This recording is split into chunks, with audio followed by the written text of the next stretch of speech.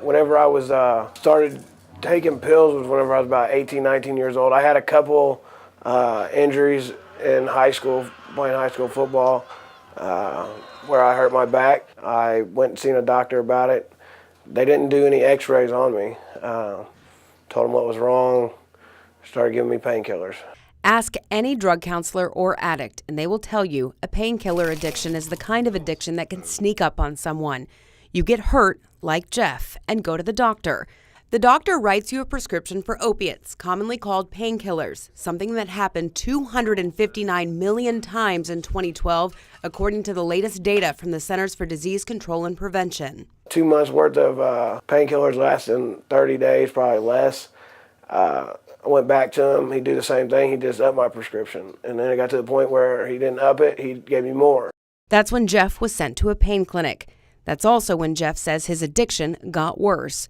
His new doctor prescribing him 2 different opiate painkillers, Opana and oxycodone, drugs that addicts say are easy to break down and shoot up.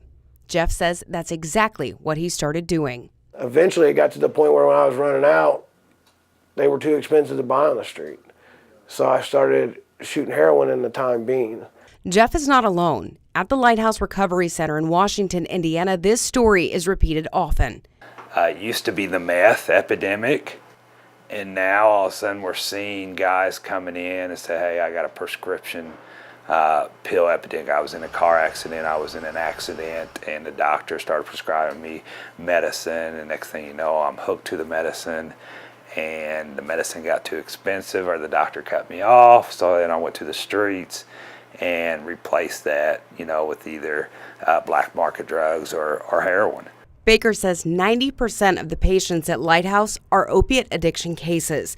That's not a surprising statistic for local authorities and courts. The heroin problem is just now creeping into our county, and it leads to its own list of problems between the diseases that are associated with needle sharing, crime that accompanies those people who are trying to get the supply of drugs. It kind of compounds, each problem compounds the other problem. Problems where Jeff has found himself. This is my second time coming here. First time I thought I was ready to quit. It was in 2013, 2014. And I thought I was ready to quit. Everybody else was ready for me to quit, and I thought I was too. I wasn't. After he got out of treatment the first time, he relapsed in just 30 minutes.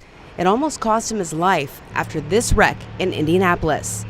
I got high one night, bought a bunch of heroin, got high. I woke up on Sunday, shackled to the bed in Eskenazi Hospital in Indianapolis. I didn't realize I had flipped the truck. I had broke my neck in 3 spots, so they prescribed me painkillers. So the drug led to the wreck led to more drugs, which fueled his addiction. While jail may be the answer for drug dealers, it may not be the best answer for addicts. Incarceration is not the answer.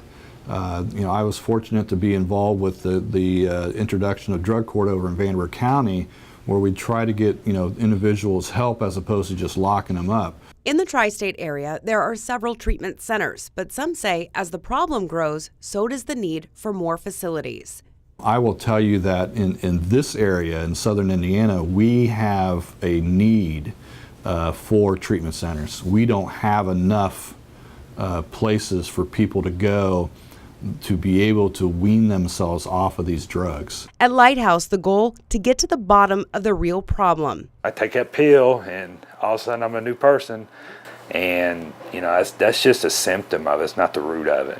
The root of it is in the core of who we are, and like I said, the personality and the feelings and emotions and the low self-esteem and low self-worth and all that stuff. With just 4 months left in treatment, Jeff could return home. That's not his plan. I have willfully signed a 2-year contract with them. I will be staying for 2 years. You do not have to. I did that because I want to give back to this place. Addiction can be a lifelong battle. There are no easy answers or quick fixes, just a community hoping to work together to save people like Jeff from becoming their own worst enemy. I struggle daily. I think about it every day. It's something I'm going to have to deal with the rest of my life.